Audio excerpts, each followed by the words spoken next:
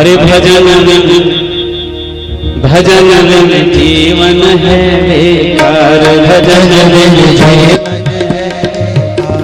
भजन बिन जीवन है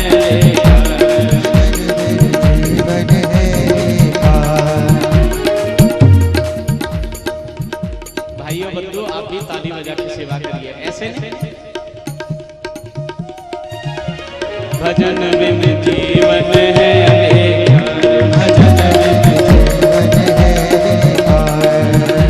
वो बीत गया सो बीत गया अब बीत गया सो बीत गया अब वो बीत गया सो बीत गया अब अगला जन्म समार भजन बिन भजन बिन भजन बिन जीवन है भजन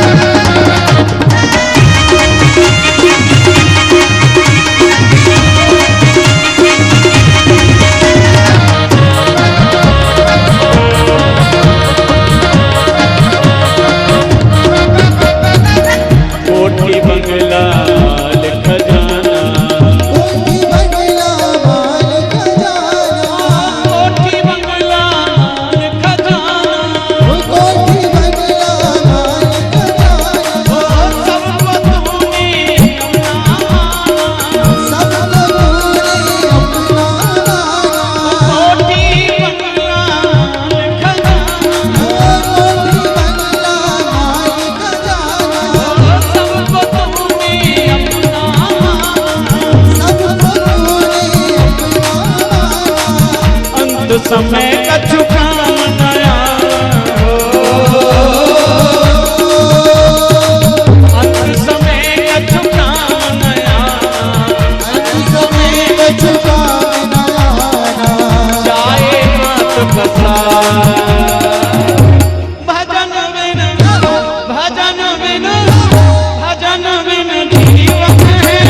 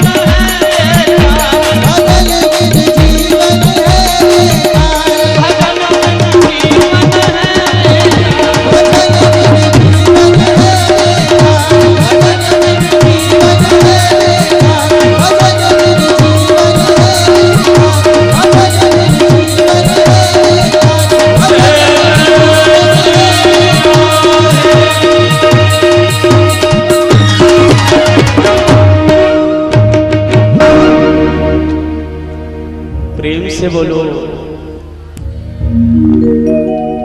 ये सब जानते हुए कि ये सब जीवन में भजन के बिना बेकार है, फिर भी हमारा ज्ञान सोया। वही दशा नारद जी ने देखी। वेद वेदांत गीता से कुछ हुआ नहीं, चिंता हुई नारद को, और नारद जी चल पड़े। क्या करूं, कैसे ज्ञान वैराग्य को जगाऊं? आकाशवाणी हुई, नारद तुम्हारे ज्ञान वैराग्य को जगाने के जितने प्रयत्न किए वो कोई काम नहीं आएंगे। क्यों? क्योंकि ये सोए नहीं ज्ञान, ये तो जागे हुए हैं लेकिन नाटक कर रहे हैं। जागा हुआ व्यक्ति सोने का नाटक करे तो कैसे जगे? अब इनको जगाने का एकमात्र उपाय है क्या? किसी संत की शरण ले जाओ।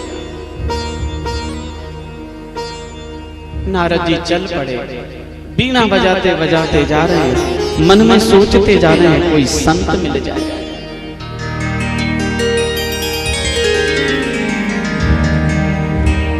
मिले कोई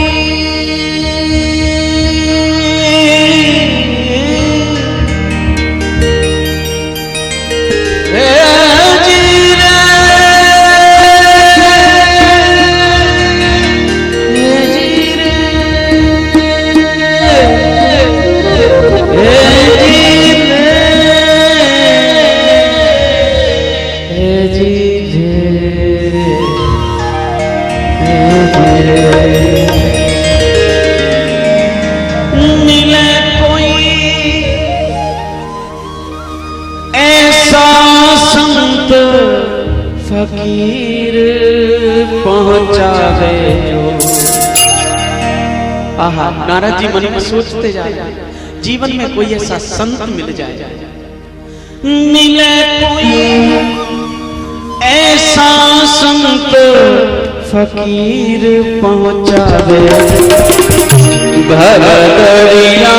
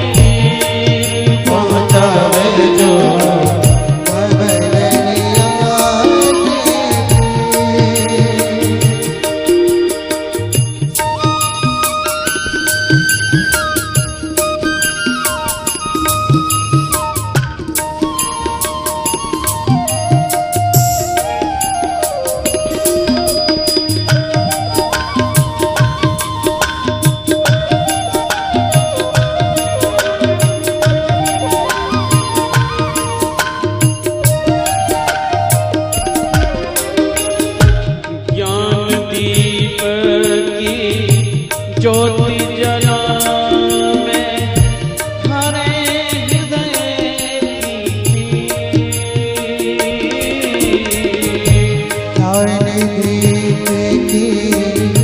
ज्योति जलावे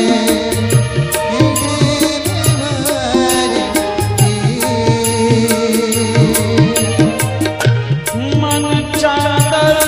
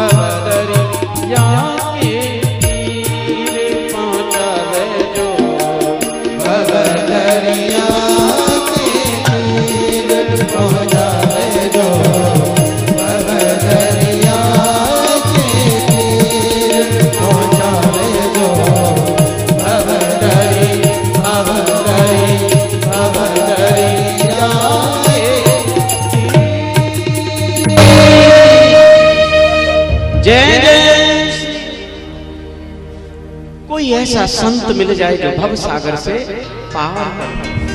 चले जा रहे हैं नारद और चलते चलते सनकादि ऋषि चत्वारि ऋषयो सत्संगार्थम समायाता चत्वारि ऋषयो मलाला। सत्संग के लिए आ रहे थे कौन? चत्वारि ऋषि, सनक सनंदन सनातन सनातन, वो उधर से आ रहे, नारद इधर से जा रहे। भेंट हो गई और संत की संत से भेंट। मेरे प्यारे, जरा समझने की बात है, संत से संत मिलेगा तो कथा उत्पन्न होगी, और दुष्ट से दुष्ट मिलेगा तो व्यथा उत्पन्न होगी। हमारे संत लोग कहते हैं संत और संत मिले तो संवाद उत्पन्न होता है, कथा उत्पन्न होती है। मनुष्य से मनुष्य मिले तो विवाद उत्पन्न होता है, और दुष्ट से दुष्ट मिले तो दुर्वाद उत्पन्न होता है। तो गांव में एक कहावत कही जाती है, ज्ञानी से ज्ञानी मिले और करे ज्ञान की बात, और मूर्ख से मूर्ख मिले तो कह घुसा के। तो संत से एक संत का मिलन हुआ, एक दूसरे से प्रणाम दंडवत हुई। सनकादि के चेहरे को देखा, सनकादि बोल पड़े,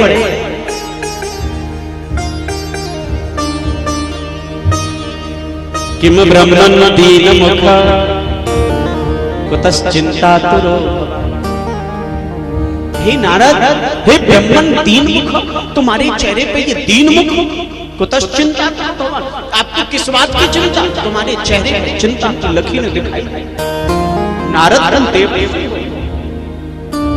और देवर्षि होने के नाते तुम्हारे को तो कोई चिंता नहीं होनी चाहिए। संत दूसरों की चिंता को दूर करता है, तुम खुद चिंता। नारद जी बोले, प्रभु मुझे कोई चिंता अपनी नहीं है, ये मानता हूं मुझे कोई चिंता है, पर अपनी नहीं। बोले किसकी है? बोले दूसरे की।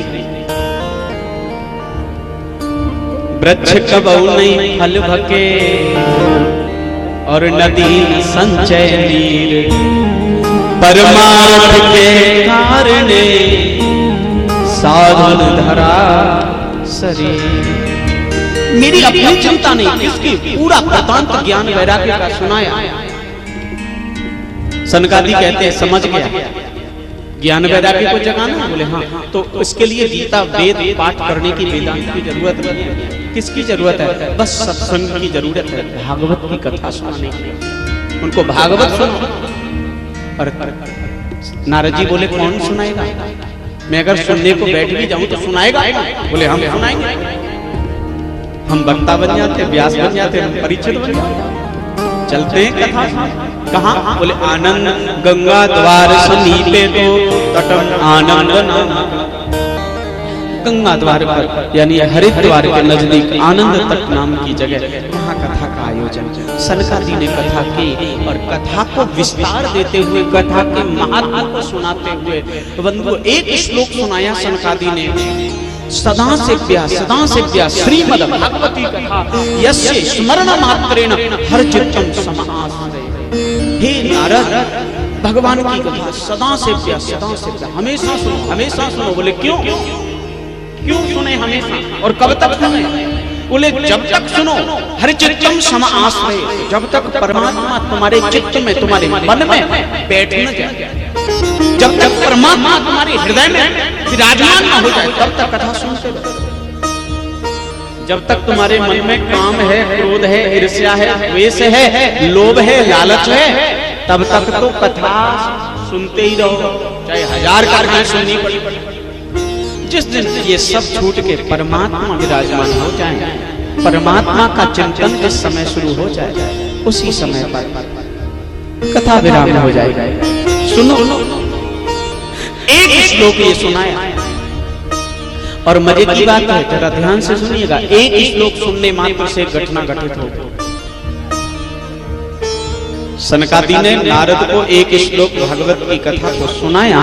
एक श्लोक का फल ये हुआ कि उस कथा में बहुत बड़े बड़े ऋषि बैठे हैं, सभी ऋषियों के मध्य में, और अचानक एक घटना घटित हुई। भक्ति सुतौ तौ तरुणौ गृहीत्वा प्रेमेक रूपा सहसा विरासे। श्री कृष्ण गोविंद हरे मुरारी वासुदेव। भक्ति सुतौ तरुणौ गृहीत्वा प्रेमेक रूपा सहसा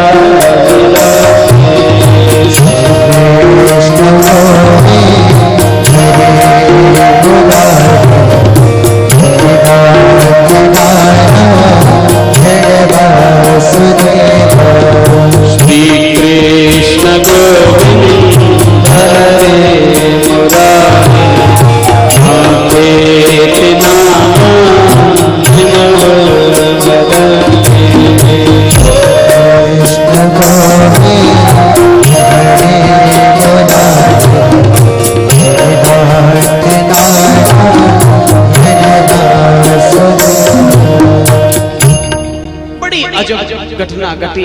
भक्ति सुतौ तौ तरुणौ गृहीत्वा। एक श्लोक भागवत का नारद को सुनाया मात्र, और अचानक समझने की एक पंक्ति सुनाता हूं। ज्ञान वैराग्य जो बूढ़े पड़े थे भक्ति के पैरों पे सिर रख के, वो कहां पड़े थे? वृंदावन। अभी कभी वृंदावन।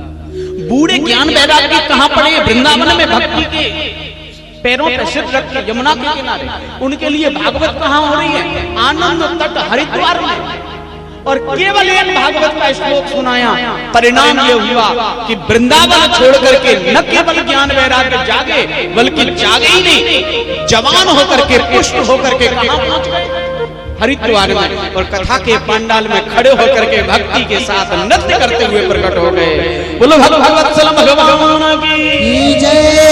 एक श्लोक से ज्ञान वैराग्य जागे भी, और भक्ति सुतौ तौ, अकेले नहीं आई भक्ति, भक्ति तो प्रकट हुई।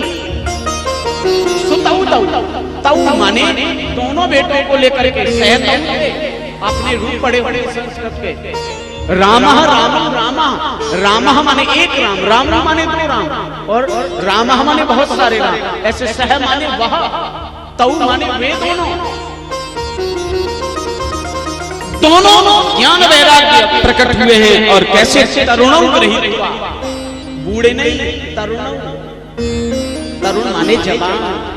जवान ज्ञान वैराग्य प्रकट हुए, उनको लेकर के भक्ति प्रकट हुई, और सहसा विरासित अचानक प्रकट हुई और नाच रही है। श्री कृष्ण गोविंद हरे मुरारी, हे नाथ नाथ, झूम झूम के नाच रही। संत लोग, भक्त लोग बड़े आश्चर्य। वो कहते हैं, अरे साहब ये कौन स्त्री है, कहां से आई, कैसे आई? अभी तो थी नहीं। नारद जी ने बताया, इन्हीं के लिए तो भागवत हो रही है। कह दो प्रेम जी, भाई भागवती इनके लिए सुनाई जा रही है। आहा, फिर क्या था? नारद जी कहने लगे, व्यास जी, सनकादि जी, आपने जो कहा भैया वो बिल्कुल सत्य है कि भागवत सुनने से कल्याण होता। भक्ति ज्ञान वैराग्य बूढ़े होकर के पड़े थे, वो भी जाग के जवान हो गए। बताइए प्रभु, अब इस कथा का महात्मा और क्या है? महात्मा का विषय सुनाते हुए कहा, ये मानवा पाप कृतस्तु सर्वदा सदा दुराचार रता विमार्गगा क्रोधाग्नि सद्दा कुटिलाश्च कामिनः सत्ता यज्ञेन कलौ। हे नारद, ये भागवत की कथा को ये मानवा पाप कृतस्तु सर्वदा, सर्वदा पाप कृतस्तु, जो जीव पूरे जीवन भर पाप ही करता रहता है, या जिसने पूरे जीवन पाप किया हो, सदा दुराचार रता, हमेशा दुराचार में लगा रहा हो, विमार्ग का बुरे मार्ग पर चलता रहा हो, क्रोधाग्नि दग्धा, क्रोध की अग्नि में जलता रहा हो, कुटिल भी हो, कामी भी हो, ऐसा पापी भी अगर सप्ताह यज्ञ 7 दिन भगवान की भागवत कथा को सुन लेता है, पुनंदन, वो पवित्र हो जाता है। नारद जी ने कहा, प्रभु कहीं ऐसा तो नहीं आप हमें ऐसे ही उठा रहे हो, पागल तो नहीं बना रहे हो? क्या भागवत को सुन के कोई पापी आ जाता है? ऐसा पापी जिसको कह रहे जीवन भर पाप किया हो, ये और वो और तमाम तरह की बात, कोई पापी मुक्त हुआ? बोले हाँ हुआ। बोले कौन? प्रमाण है तो बता। सनकादि ने कहा थे, तुंगभद्रा नदी के तट पर एक आत्मदेव नाम के पंडित जी रहते थे, बड़े विद्वान ब्राह्मण। उनके बारे में लिखा है भागवत में, स्रोत्र स्मार्तेषु निष्णाता द्वितीयो इव भास्कर। इतने ज्ञानी, इतने तेजस्वी, चेहरा चमकता तेज के मारे, ऐसा लगता जैसे द्वितीयो इव भास्कर, दूसरे सूर्य आ गए हो, इतना तेज आत्मदेव पंडित जी के पंडिताई।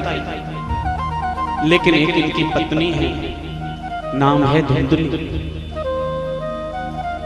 जितने विद्वान, जितने तेजस्वी, जितने ओजस्वी आत्मदेव हैं, उसके ठीक विपरीत उनकी पत्नी दुष्ट प्रवृत्ति, बहुत ही पाखंडी, बहुत ही आलसी, लेकिन फिर भी आत्मदेव जीवन चला। भारतीय संस्कृति कभी कभी देखने में आपको समाज में आता होगा कि किसी विद्वान, किसी सज्जन व्यक्ति को बड़ी दुष्टा स्त्री मिल जाती है, और कभी कभी सज्जन माता बहनों को कोई दुष्ट पति मिल जाता है। कभी कभी ऐसा देखने में समाज में आता है। और बंधु, जिस घर में पत्नी प्रतिकूला मिल जाए या पति प्रतिकूल मिल जाए, वो घर नरक से कम नहीं होता। और जहां पत्नी अनुकूल या पति अनुकूल मिल जाए तो उस गृहस्थ जैसा सुख और स्वर्ग कहीं दूसरी जगह नहीं होता। गृहस्थ स्वर्ग भी है और गृहस्थ नरक भी है। अनुकूलता हो तो स्वर्ग है, प्रतिकूलता हो तो नरक है। गृहस्थ जीवन में बड़ा संभल के चलने का काम। गृहस्थ जीवन वो जीवन है जिसको समझना बहुत कठिन है, लेकिन फिर भी उसको समझना पड़ा। कह दो प्रेम से।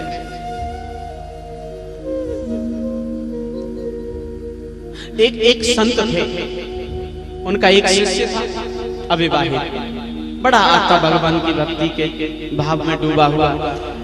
कुछ समय बाद उस शिष्य का विवाह होने लगा, तो उसके गुरुजी ने कहा, बेटा विवाह करते हो तो चले जाओ, विवाह करो, और विवाह करने के बाद 1-2 वर्ष बाद में तुम मेरे पास आना।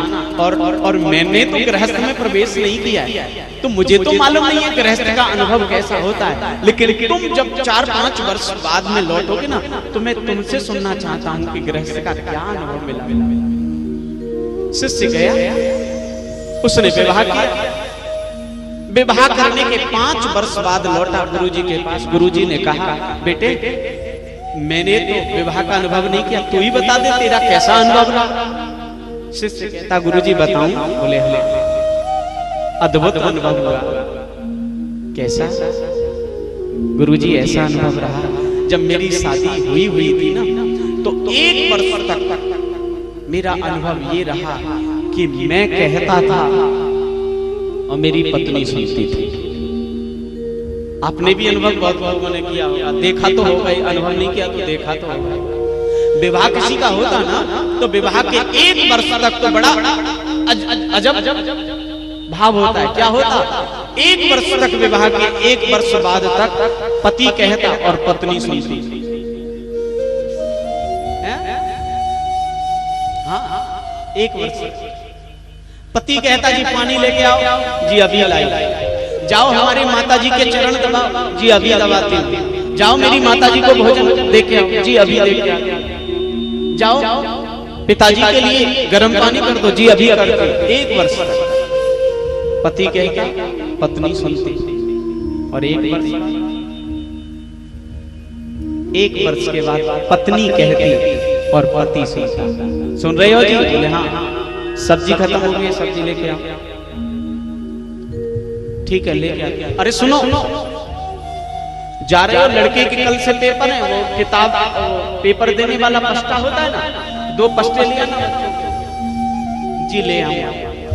1 वर्ष तक पति कहता है, पत्नी सुनती है। क्या कह रहे हैं? हाँ देखो, वो हमारे परीक्षक जी कह रहे हैं अपनी बात सुना रहे हो, अपनी सुनाएंगे और कौन की? निज अनुभव की सुनानी चाहिए। अब ये तो भैया तुम बैठे और सब जान रहे होंगे कौन कौन की सुनाई जा रही है। बोलो कृष्ण कन्हैया। तो 1 वर्ष तक पति कहता, पत्नी सुनती। 1 वर्ष के बाद में पत्नी कहती और पति सुनता, और जैसे ही 3-4 वर्ष हो जाती तो फिर पत्नी भी कहती और पति भी कहते, फिर पड़ोसी सुनते। फिर दोनों इतना कह के दोनों इतना बोलते कि फिर पड़ोसी सुनते और सुनते ही नहीं, बल्कि बेचारे बीच बिचाव करने आ गए। कह दो प्रेम से।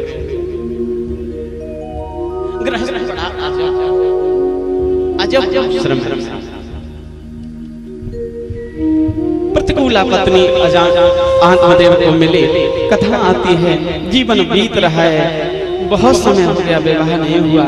एक दिन मन में दुख हुआ, मेरे संतान नहीं है, और दुख भी इस कारण हुआ, ब्राह्मण है। एक दिन सुबह जा रहे थे, किसी स्त्री ने देखा, कहीं जाने को तैयार होकर जा रही थी, लेकिन आत्मदेव ने देखा, लौट करके घर आया। आत्मदेव ने पूछा, देवी मुझे देख करके कहीं जाते जाते लौट क्यों ली? बोले इसलिए क्योंकि आप निपुणते हैं, और सुबह कहीं जाते समय ऐसा रिवाज है, रीति है कि किसी निपुणते को सुबह देख लिया जाए, उसका मुख देख लिया जाए तो असफल हो जाता है। आत्मदेव ज्ञानी होकर के भी मेरे बंधुओं गिलानी का अनुभव करने लगे। आत्मदेव को लगा मैं उच्च कुल का ब्राह्मण, मैं विद्वान ब्राह्मण, मैं सत्संगी, मैं भजनानंदी ब्राह्मण, लेकिन एक पुत्र न होने के कारण लोग मुझे असगुण गिलानी हो गई। ऐसा जीवन किसी काम का नहीं। कैसे धारण करूं वो जीवन जो दूसरे के लिए कष्टकारी बन जाए? अब नहीं रखूंगा ऐसे जीवन को। चले घर छोड़ करके पहुंच गए जंगल में, जलाशय के किनारे बैठे हैं और सोच रहे हैं कि रात्रि होगी तो मैं प्राण त्याग दूंगा। एक यति आए, उन्होंने देखा, पूछ लिया क्यों मरना चाहते हो? पुत्र नहीं है इसलिए मरना चाहता। बोले तो छोड़ो ना पुत्र की कामना। बोले नहीं, मैंने सुना है अपुत्रस्य गतिर् नास्ति, जिसके पुत्र नहीं होता उसको गति नहीं मिलती, मुक्ति नहीं मिलती। महाराज मेरे भी पुत्र नहीं है तो क्या मुझे गति नहीं मिलेगी? संत बोले बेटा सुनो, किसी के पुत्र होने से किसी को कोई मुक्ति नहीं मिलती, ऐसा कोई विधान नहीं, बल्कि स्वकर्मेण जायते मुक्ति। अपने कर्म से ही हर व्यक्ति को मुक्ति मिलती है, अपने कर्म से ही बंधन में पड़ता है। कर्मणा जायते जन्तु कर्मणैव विलीयते सुखम दुखम तथा क्षेमम कर्मणैव विलीयते। ये कर्म से मिलता है सुख दुख आदि, कोई किसी को दुख नहीं देता। तो इसलिए मुंचा ज्ञानम प्रजारूपम बलिष्ठा कर्मणो गति। संतान की कामना को छोड़ दो और कर्मों की गति विचित्र है, भजन करो भगवान। नहीं, पुत्र चाहिए या तो दो, नहीं आत्महत्या कर लूंगा, तुम्हें भी ब्रह्म हत्या लग जाएगी। देख लीजिए हट करने लगे तो परिणाम ये हुआ, एक फल दिया, अपनी पत्नी को खिलाना पुत्र होगा, और फल लेके आए, पत्नी धुंधली को दे दिया। धुंधली कुबुद्धि की विचारधारा रखने वाली फल खाया, गाय को खिला दिया। अब कैसे पुत्र हो? तो अपनी बहन से इन्होंने एक अनुबंध कर लिया, कहा तेरे बेटा हो, चुपचाप मुझे दे देना, बदले में मैं पैसा दे दूंगी, तू मुझे पुत्र दे देना। और कथा आती है कि बंधु आत्मदेव पंडित जी को संकेत और संदेश भेज दिया कि मेरे बेटा हुआ है, जबकि उसके हुआ नहीं। आत्मदेव को बड़ी प्रसन्नता हुई, जो फल गाय को खिलाया उससे भी एक बेटा हुआ, लेकिन वो था तो मानव का शरीर, केवल कान गाय जैसे, और दोनों बालकों का नामकरण हुआ। एक का नाम गौकर्ण जो गाय से उत्पन्न हुए गौकर्ण, और जो धुंधली के बहन से लाए गए धुंधकारी। दोनों के स्वभाव अलग। गौकर्ण पंडितो ज्ञानी, धुंधकारी महाबल। गौकर्ण ज्ञानी है, धुंधकारी दुष्ट है। वो जुआ खेलता, शराब पीता, शराब पीने से बुद्धि खराब हुई। परिणाम ये हुआ कि वो वैश्यागमन करने लगा। वैश्यागमन करते करते पैसे की जरूरत पड़ने लगे। पिता से मांगा एक दिन पैसा, पिता ने मना किया मेरे पास है नहीं, तो पिता को पीट दिया। पिता को पीट दिया। पिता को जब पीटा गया तो आत्मदेव गिलानी से फिर मरने की तरफ बढ़े। इनको रास्ते में गौकर्ण मिले और उन्होंने कहा पिताश्री क्यों रोते हो? बोले तुम्हें पता नहीं मेरे बेटे ने मुझे पीटा। वो पिता कैसे जी सकता है जिसके बेटे ने पिता को पीट दिया?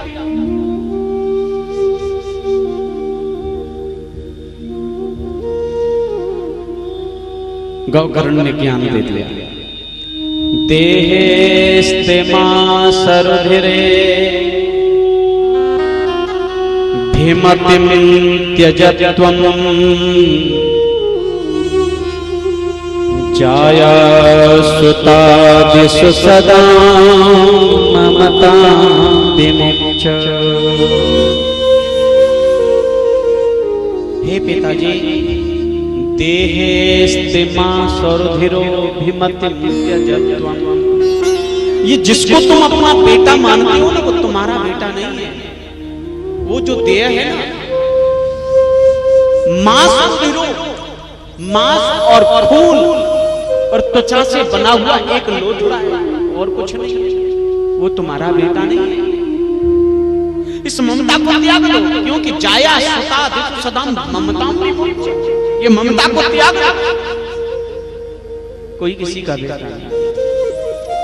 ये जितना नाता है ना, ये शरीर का नहीं नाता है, केवल आत्मा का तुम्हारा नाता है। और आत्मा का नाता तो परमात्मा से है, किसी शरीर से नहीं है। और ये शरीर जिसको तुम कहते हो तुम्हारा बेटा है, ये तो 5 महाभूत से बना हुआ है, तुम्हारा उसमें कुछ भी नहीं है।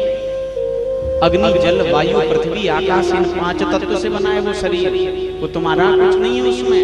और तुम कहो उसमें रहने वाली अगर आत्मा तुम्हारा बेटा है, तो आत्मा किसी का बेटा नहीं, वो तो ईश्वर अंश जीव अविनाशी चेतन अमल सहज है।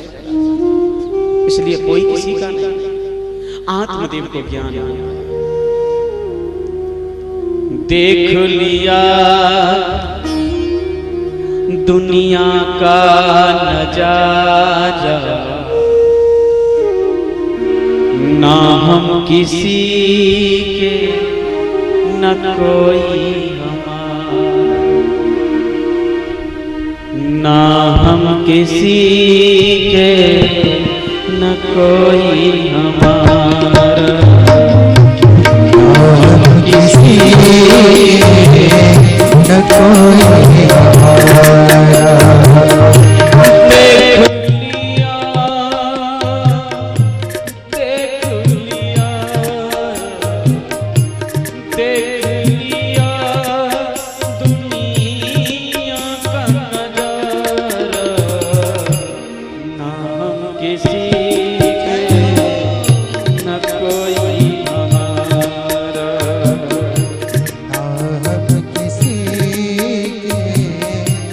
कोई